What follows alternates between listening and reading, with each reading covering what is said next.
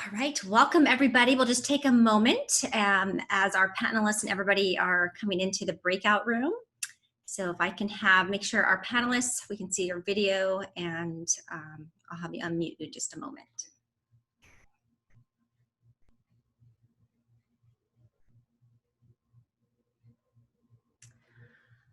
Okay, it looks like we are almost ready to go. So just give me just one moment and we'll go ahead and get started.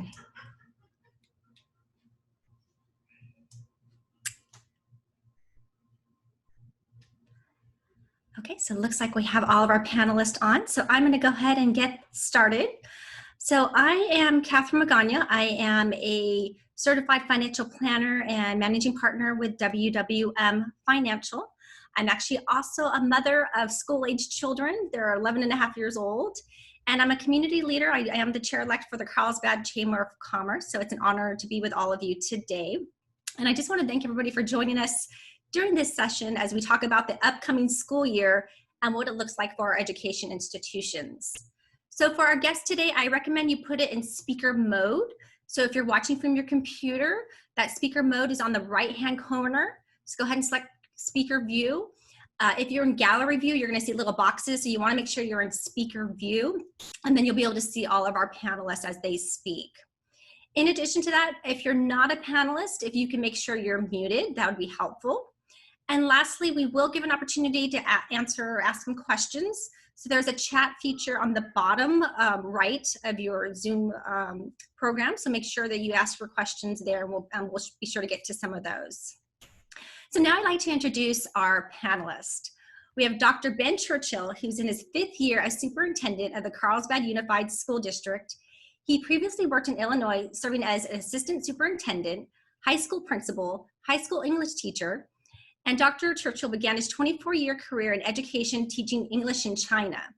Last year, he was a recipient of the Innovative Superintendent of the Year Award from the Classroom of the Future Ed Foundation. And Dr. Churchill lives with his wife and 2 children right here in Carlsbad. We also have Dr. Sunny Cook, who began her tenure as a superintendent and president of Maricosta Community District in 2015. And has been recognized as a California Community College CEO for 13 years. She began as a biotechnology faculty member and has been an educator for over 25 years after receiving her PhD in biology from Georgetown University. In 2020, Dr. Cook was recognized as a CEO awardee for the Pacific region by the Association of Community College Trustees. And then we also have Dr. Ellen Neufeld, who began her tenure as the California State University San Marcos 4th president on July 1st, 2019, and has centered her career on student success and student social mobility. She is firmly committed to ensuring that any student who dreams of earning a college degree has that opportunity. So once again, welcome to all of our panelists today. So obviously the coronavirus has been a major impact on the delivery methods for our education and our students.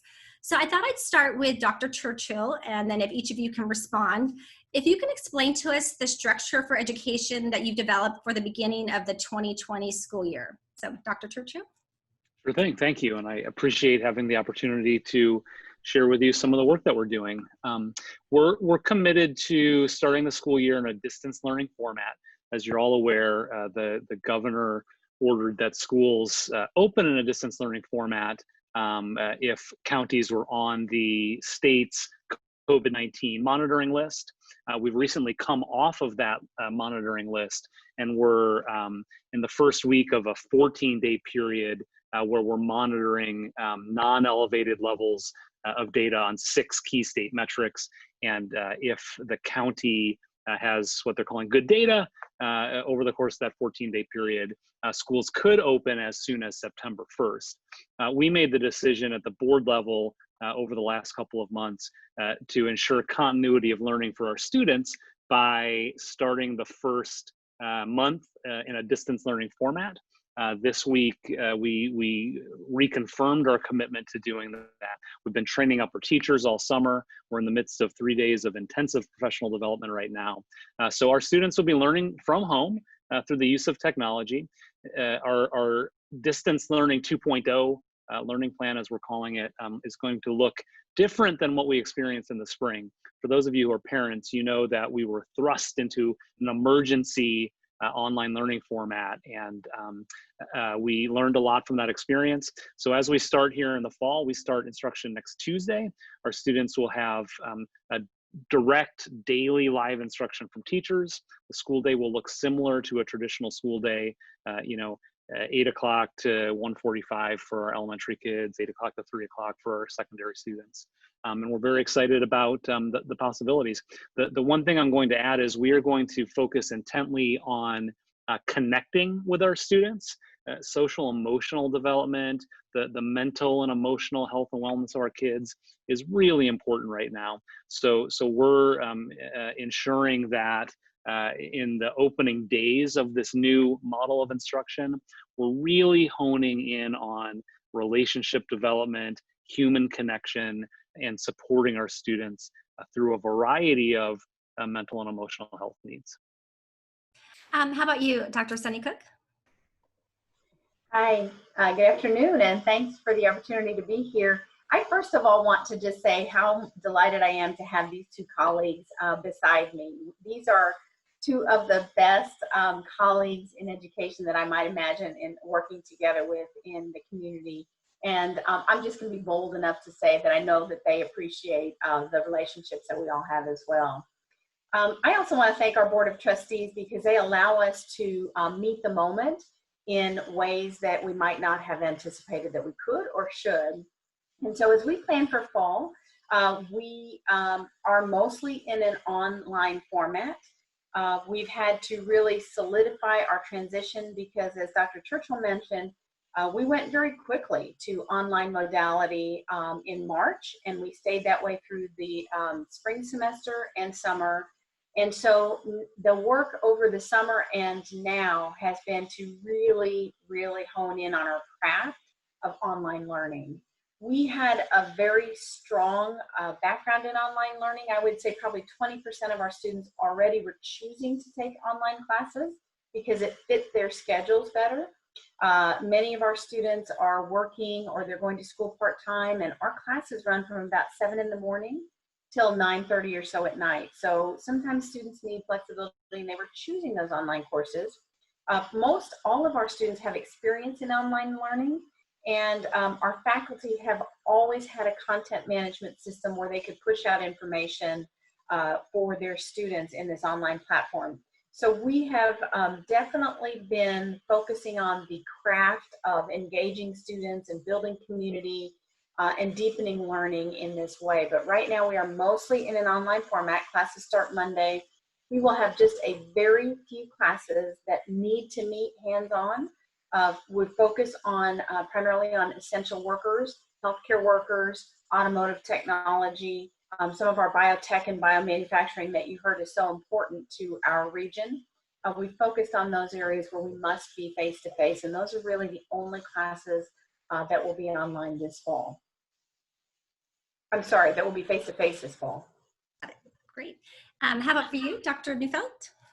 Oh, thank you. And I want to echo what Dr. Cook said about getting to work with great colleagues like both Dr. Cook and Dr. Churchill. And I remember just being here a year, both of them have shown me the way many times. And I think this experience with COVID has probably brought us all closer together in how we plan and collaborate with that. I would say that we're probably very similar to MiraCosta in that the CSU back in May announced that we will be primarily virtual, and we will be that way throughout the semester. We have about 8% of our classes that are on campus, nursing clinicals, labs, things like that, that are either fully on campus or on campus part of the time. And similarly for our residence halls, we probably have about 250 students staying with us out of about almost 1,600 beds. So we are primarily virtual going into the fall. A lot of work has been done by a really outstanding faculty, to make sure that we offer the very best in our classes. We had one of our professors who was highlighted in Forbes from kinesiology, Dr. Tumay, tuner, and she basically brought a kinesiology class online. And so when you think about kind of the future, the innovation that she brought, she incorporated gaming into a gamification. So students will be able to earn badges and points for assignments. And so some real creativity is coming out of this. We wouldn't wish this in any way, but we're trying to do our very best to serve our students. Also, many of our services are virtual. Whether we're even talking about telehealth and telecounseling for our students, just to a virtual student service center. So that's how we're going to move into the fall. We start a week from Monday, getting ready to see how this goes. But one thing that I will say, as far as higher education in general goes, I think, well, this has been extremely disruptive for us at Cal State San Marcos, and I know for both my colleagues, the fact that we made some decisions early on has helped us, I think, gear up for the fall and get prepared. So we're ready to go and ready to welcome our students back. Great. I know there's definitely been a lot of pivoting over the last several months, so I'm happy to hear all the updates from all of you. So now I have a question for Dr. Cook. You probably serve the most diverse population of students amongst all of our panelists.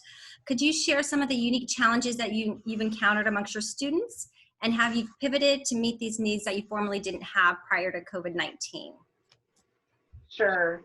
We do indeed serve a very diverse student population. Our students come to us also with very complex lives. So we don't think of them as the average 18 to 24-year-old that you might find at many universities.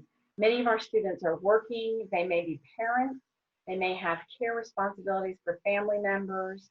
About 70% of them receive some form of state or federal financial aid, or they're a part of our Maricopa Promise program, which allows them free college for the first 2 years of college.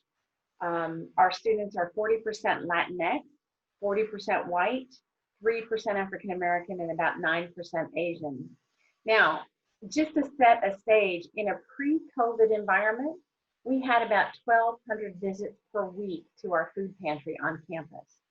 So we were used to providing health services, mental health services, all kinds of tutoring and support services for our students, financial aid, including federal work study and paid internships and those kinds of things.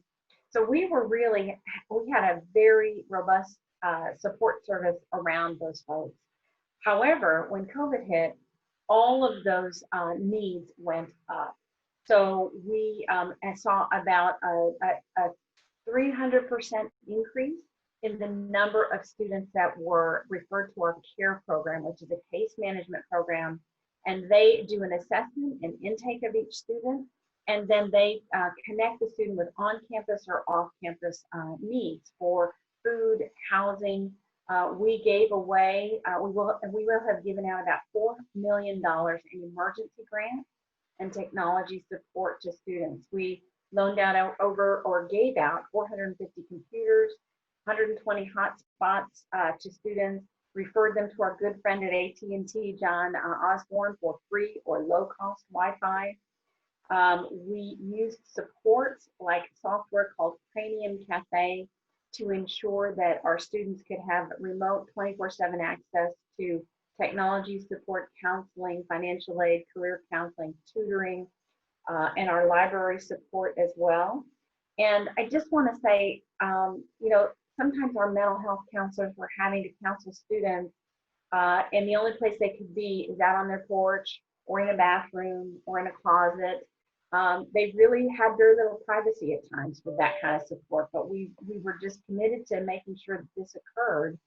And none of this would have been possible without the really robust support of our foundation volunteers, our businesses, our donors that are private donors, corporations like Genentech, San Diego Food Bank, and so many others. So that gives you a sense of there were not services that we hadn't been providing that we now needed to provide. There were services that our students needed pre-COVID, and now that need just was very exacerbated by the pandemic and the economic crisis. Thank you for that update. We really appreciate that.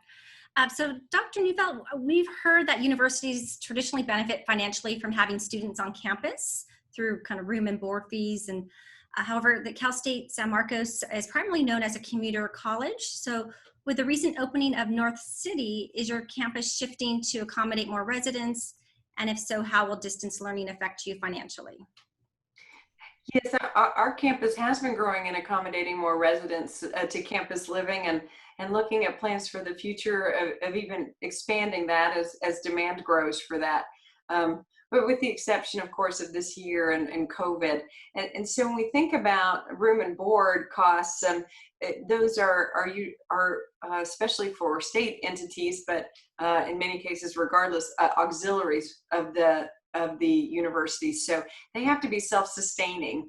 And so what has really been difficult when we look at the fact that for us, it's maybe up to 250 students will be living with us, and we have over 1,500 beds. Sister universities may have 7,000 or 8,000 beds. And so when we think about that, that each of those areas has to run really in and of itself as its own business entity. And so when students aren't staying there, you have to look to the reserves of the enterprise and make sure that it can keep itself moving. So there are big losses when we think about room and board and other auxiliaries that support students that live on campus or are part of the campus. And so that's something that we've all got to look at in higher ed for those of us that have housing and dining and areas like that. For our campus in general, when we think about state cut as well as those auxiliaries and things like that, the last estimate we had for projecting for this year was about a $19 million shortfall. We'll see where that falls out as things become more concrete and we start school. But obviously there are revenue losses to all of us as we move through this time, and higher ed is no different as we look ahead. So we've touched a little bit on kind of the situation, but if the state reverses course, say next week, and allows for in-person again, will you immediately pivot back, or what does this look like for you? So perhaps Dr. Cook, if you could respond. Sure, and I will just say with the greatest respect that MiraCosta College does not have many of the same pressures that my colleagues face at the K-12 level and at the university level when you think about students in dormitories or students that are coming from different parts of the state to attend your college. So I want to acknowledge that. Our students and faculty have been able to conduct much of their work remotely. And we have, as I mentioned, a tremendous strength in being able to deliver this online learning. We are going to watch very closely what the county's guidance. Colleges tend to be a little bit behind K-12 in receiving guidance from the county. And I want to be clear that county direction is enforceable by law. And so we need to at least follow those restrictions. And, I certainly support a slow but steady opening. The unusual thing about community college students that I mentioned is that they don't have a chunk of the day where they're used to going to school. So our students, we need to give them a lot of advance notice if we expect them to be in a classroom on a particular day at a particular time, so that they can manage all the other aspects of their life. Some of them come to school only at night, some only on the weekends, and so forth. So we will start building our spring schedule in about September. And students will start registering in late October, November. So there's a lot of lead time to plan for where will students be, what rooms are available, and where will classrooms and faculty be. And so we have made the decision for the entire fall semester to be mostly online, mostly remote. We can expand that a little bit with certain labs, but we anticipate if we're going to have county direction to open, that will really start in spring with more and more face-to-face classes that are communicated well in our schedule and are communicated well to students so that they know the expectations and they can meet those expectations. How about you, Dr. Neufeld?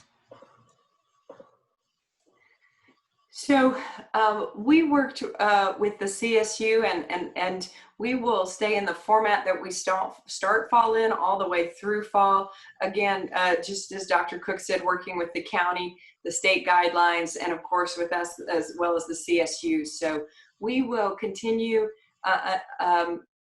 through the fall as we start, unless for any reason those things that we start in person need to go back to a more to a virtual setting, that the limited activities that we do have on campus.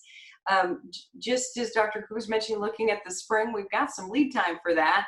So we'll be seeing how we start this fall, where things are, and probably working with the CSU probably to make some decisions about spring, about mid-fall semester. So as we gear up for the fall, our plans for how we will deliver instruction will stay constant through the fall, unless for any reason due to the pandemic, we need to dial back even our limited on-campus instruction and activities. Great. And how about you, Dr. Churchill? Thank you. Yeah, we're pretty dialed in right now on our 4-week runway at the elementary level, and we're going to the first grading period, which is the 7th week at the middle school and high school level. We've invested a lot of time and training into our people, and we want to make optimal use of that. We also, desire, once we go back to in-person instruction, to stay in in-person instruction. And we are nervous about a potential yo-yo effect if we send kids back too soon. Virus transmission is elevated locally, and then we have to send kids home again. So we're very hopeful with this 4-week runway that we'll be in a much better position to get kids back in school and keep them in school at that point. And then, Dr. Churchill, is there more of a hybrid model you're looking at potentially, the parents to get to choose, or is it kind of in that regard?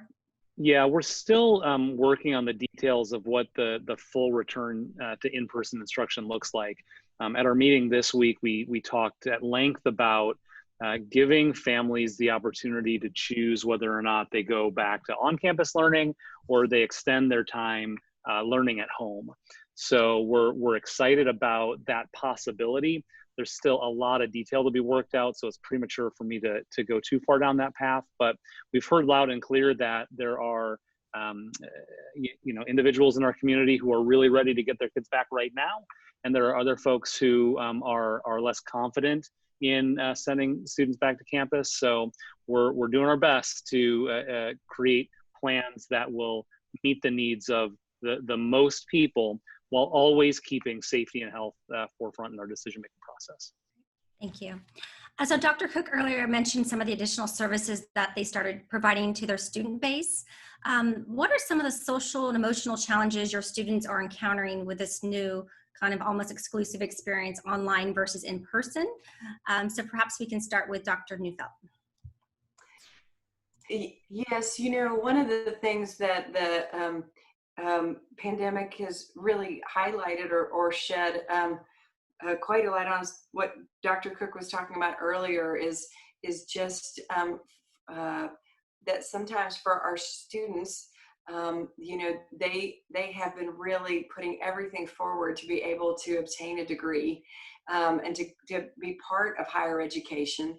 And in this moment, there is so much of an extra burden. Many times, too, that there's in a student's family or faculty and staff, there's the virus itself, and so you have a family member that's ill, or they may have contracted the virus. You've also got situations where family members have lost their jobs, their economic situations have changed, and really just shed a light on the socioeconomic disparities, I would say, in higher education. And something that we've long needed to really step back and do something about, and looking at how we serve our students and making sure that it's not just about access, but supporting them all the way through. And so there are so many things that not being able, our freshmen are not able to come together right now to have the ritual of how they start college together on the campus physically, and and support each other right here. But we're also, innovating in the way we look at serving students. We are putting together success teams for our students, especially those that are coming in and getting started. I think I mentioned earlier, telecounseling and telehealth are also going to be more prominent and probably here with us to stay in so many ways in society post this virus. So there's so many different areas where this is really exacerbating, in some cases, issues that were already there for students, faculty, and staff, and really shedding a light on some things that we really needed to take a look at and work with for a long time. So we've got to have the commitment to our students that we're here for them and that we're going to get them through this. And I think it's a time that will cause some of our, hopefully in a very positive way, some of our greatest social innovation. We have a new innovation hub on campus, and really proud that really it's focused at the nexus of diversity, inclusion, social innovation, and solutions for our world to come. And that's something we have to do for our students right now in this virtual format. All right, let's go with Dr. Churchill and then Dr. Cook. Sure thing. So, as I alluded to at the top, social wellness, social emotional wellness, mental health, they're really, really important. And our kids, our young people, they're social creatures who thrive on the relationships they have with their peers and with their teachers. It hit home for me this morning. My oldest daughter will be a 9th grader at Carlsbad High School this year. And I took her to campus and dropped her off so she could go through the line, 6-foot physically distanced lines to pick up her books and have her ID picture. And she's been telling me how, she misses her friends, and digitally they're very connected, but it's different than in-person interaction. And when I was there on campus today, I saw some of the campus monitors that I know, and some of the media center specialists there that I think are amazing people doing great work for our kids. And I realized how much I missed having that personal connection with someone, and not talking across a screen, but talking actually live and in the flesh, with masks on and 6 feet apart. So all that is to say, we get and understand that students have need beyond simple schooling and beyond the things that they're learning in history class or in biology class. They have a real human need for connection, and our challenge is, how do we get after that in this digital environment? And it continues to be our challenge.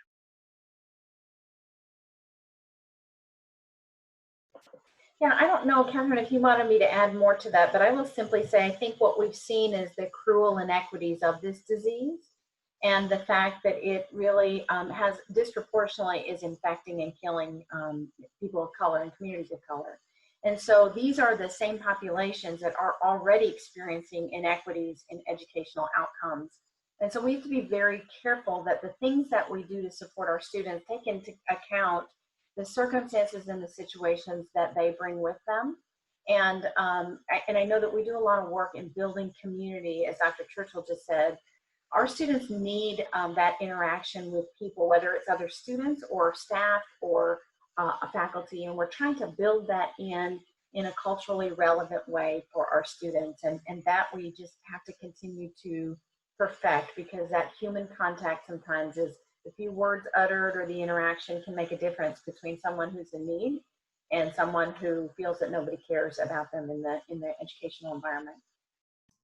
I would agree. There's been a lot of change. I mean, I mentioned I had the twins, and we did a drive-by graduation, and we're doing a drive-by registration. So I definitely, they are starving for some interaction too, but it's obviously, we're just taking it day by day right now. So I thought I'd ask kind of, what are some of the positive innovations that you've experienced kind of as a result of COVID-19, and maybe perhaps in the future, do you see things continuing? So, basically, obviously, I know we've had a lot of challenges over the last several months, but kind of what are some positive things that you see from this outcome? So I'll start with Dr. Churchill.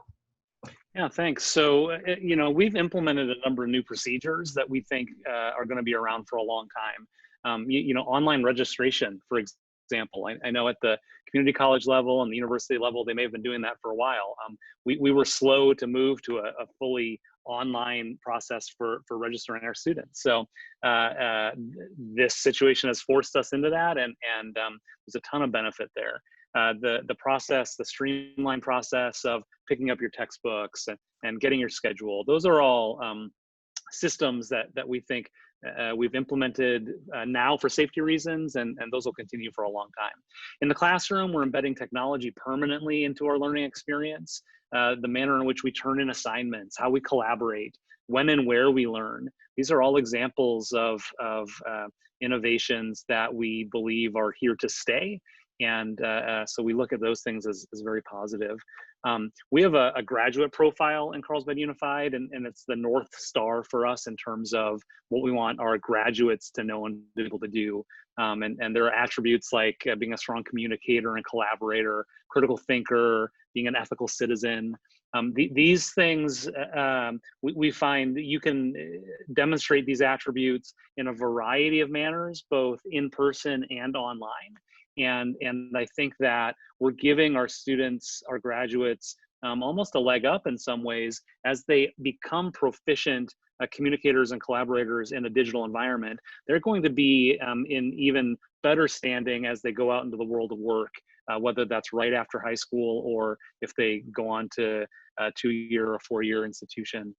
We do believe that they are stronger as a result. How about you, Dr. Neufeld? Yes, I think that I think a lot of what Dr. Churchill says really holds true as far as, the different things where technology has automated processes or moved it forward. And maybe sometimes we're looking at ourselves saying, we probably should have done this a while ago, but here we are and it's here to stay. But I think also too, the creative ways that we're infusing with technology into both the way we serve students and student services, as well as into our classrooms. As has been stated, it's absolutely vital that we come back together and learn in a classroom setting on a campus for many of our students. The great thing though about higher education is we're always learning about different modalities and how they move forward and how they intersect.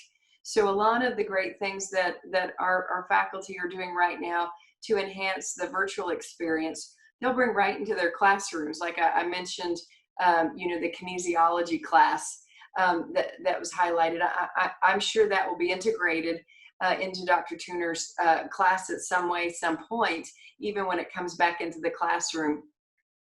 But I think even more so, I mentioned our innovation hub, and there was an innovation challenge this summer on partnering with K-12.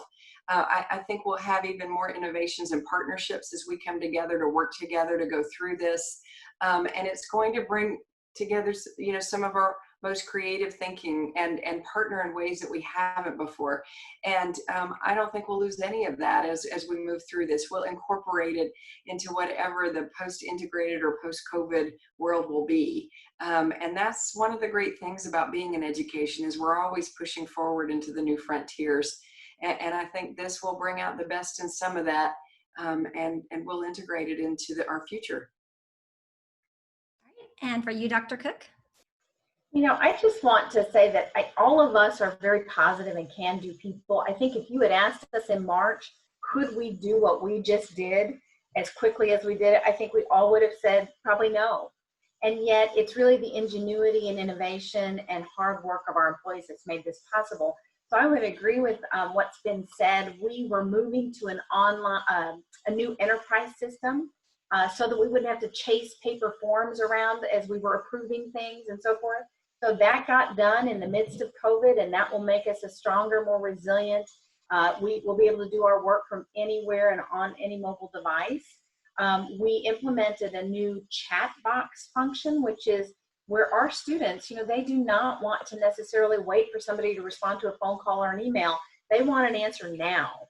And so they 24/7 could get answers to their questions. And we implemented that in the midst of COVID, the telehealth and telecounseling, as Dr. Neufeld mentioned. all of those things really to make us a more resilient and flexible organization, and to respond to how students are going to want to be served when we come back. And I will say, someone made a comment about working virtually. So we turned our internships into virtual internships. We did not miss a beat in trying to prepare our students for the world of work that they may face. And so that was really remarkable. And I think our institutions are going to just generally be stronger, more resilient, more flexible, more innovative, and believe they can do whatever it takes to serve these students in these variety of environments. So that's a positive. Thank you very much. I'd like to just kind of answer a couple questions. I know we're probably going to get taken out of this in about 2 minutes, but I figured we'd go back. Actually, we're going to the break room in about a minute. So there were some questions asked in the chat. It looks like there was some responses that were indicated. I don't see any questions that weren't answered. But once again, I want to thank all of the panelists for being here with us today. You've done an amazing job in this environment, and all of us are still, taking it day by day and learning and pivoting, and I think you've done an amazing job. So thank you for your contribution to our community and making a difference. So thank you. Thank you. So I guess the only question I saw here that maybe we can respond is at higher education level, are you seeing a decrease in enrollment due to students opting to take gap years? I think Dr. Cook, you kind of responded in chat. I don't know if Dr. Newfield, if you wanted to respond at all. Once again, the question was, at the higher education level, are you seeing a decrease in enrollment due to students opting to take gap years or other related reasons? So we're not at what we call our final census date, is where we see exactly who's in class and is there and ready to go. But right now, the early indicators are that our enrollment is holding its own. We projected this year to be 3% down as we were walking through, and so we're still holding that projection, not knowing.